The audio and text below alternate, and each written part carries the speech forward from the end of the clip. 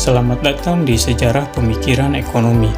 Kali ini akan kita bahas tentang mazhab sosialisme. Mazhab sosialisme merupakan doktrin yang menyokong pemikiran dan pengawasan publik terhadap alat-alat produksi utama.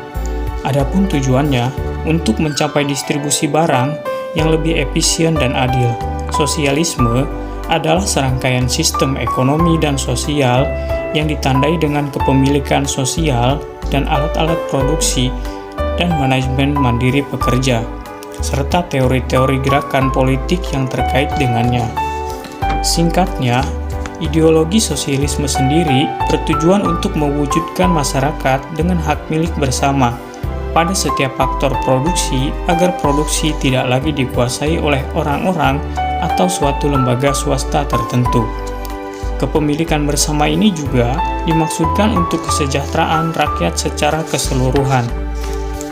Mazhab ini lahir serta berkembang sebagai reaksi terhadap akibat buruk dari revolusi industri.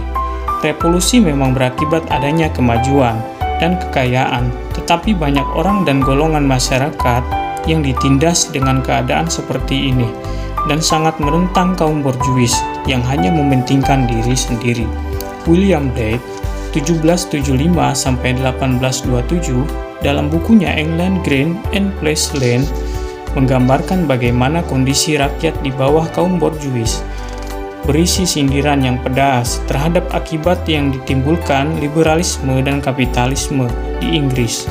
Ajaran kapitalisme yang dikembangkan oleh pemikir klasik telah membawa kepada keadaan persaingan. Selanjutnya, faktor-faktor sosialisme. Faktor yang menyokong lahirnya sosialisme yaitu adanya revolusi industri, munculnya kelas borjuis atau majikan dan plotter atau buruh, munculnya pemikiran-pemikiran yang lebih terpelajar dan lebih rasional terhadap kehidupan manusia dan masyarakat. 4. Tuntutan demokrasi dan revolusi Prancis. Pengelompokan mazhab sosialisme. 1. Mazhab sosialis utopis. Kata utopis berasal dari buku karangan Thomas More yang terbit tahun 1516 di Inggris.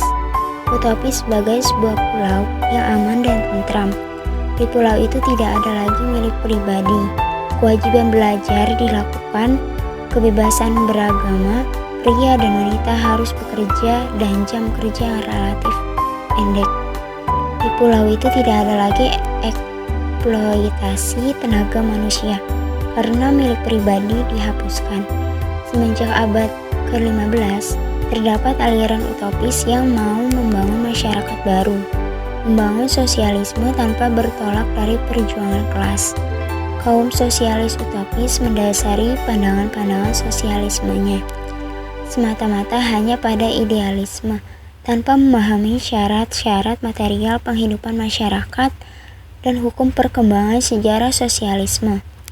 Utopis lahir pada masa keruntuhan feodalisme dan berhubungan erat dengan gerakan revolusioner. Berikut ini pemikir-pemikir sosialisme utopis. Thomas More tahun 1478 sampai 1535. Thomas More adalah penjabat tinggi pada masa pemerintahan Raja Henry VIII. Namun dia dihukum mati karena menolak pengangkatan Raja Henry menjadi kepala agama pada tahun 1534.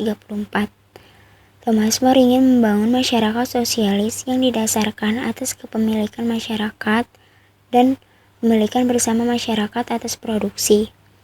Thomas More adalah orang pertama dalam sejarah yang mencoba melukiskan masyarakat sosialis yang ideal.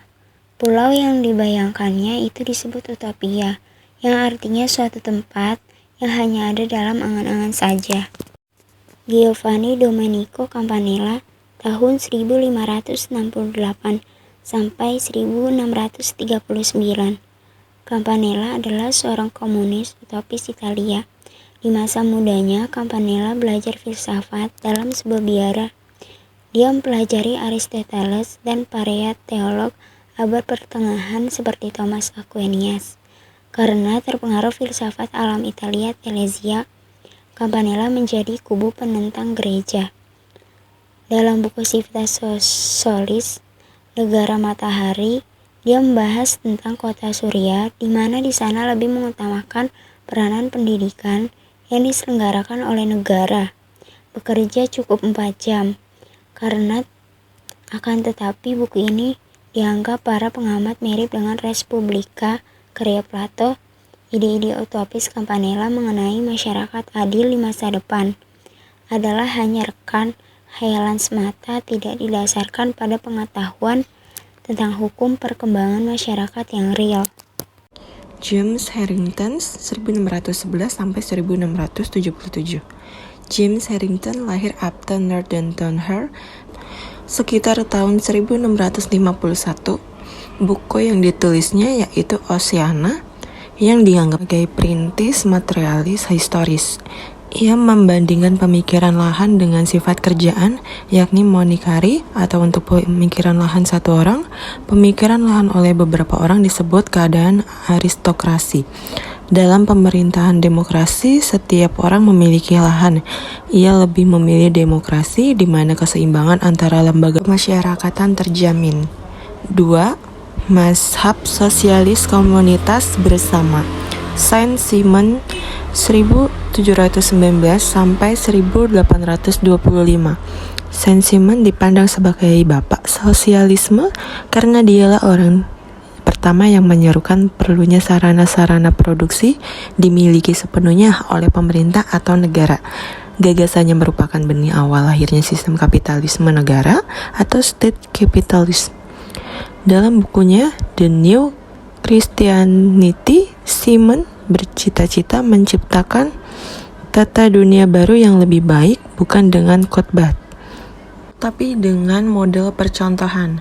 Dia mengusulkan pada pemerintah Prancis agar membangun kompleks perumahan yang memisahkan kelompok-kelompok politik dan ekonomi, yang dapat menampung 4 hingga 500 kepala keluarga. Ia mengajukan hal ini untuk menghentikan pertarungan dan pertentangan ekonomi antara kaum kapitalis dan buruh. Tanggapan ini tidak mendapatkan tanggapan positif, sedangkan ajaran Saint-Simon mendapat banyak pengikut serta mendorong lahirnya Marxisme di kemudian hari. Robert Owen 1771 sampai 1858. Robert Owen lahir pada 14 Mei 1771 di Newton, Montgomeryshire, Wales. Robert Owen merupakan seorang pelaku bisnis sukses yang menyumbangkan banyak laba dan bisnisnya demi peringkatan taraf hidup karyawannya. Reputasinya meningkat ketika ia mendirikan suatu pabrik tekstil di New Lanark, Skotlandia, dan perkenalkan waktu kerja lebih pendek, membangun sekolah untuk anak-anak dan merenovasi tempat tinggal pegawainya.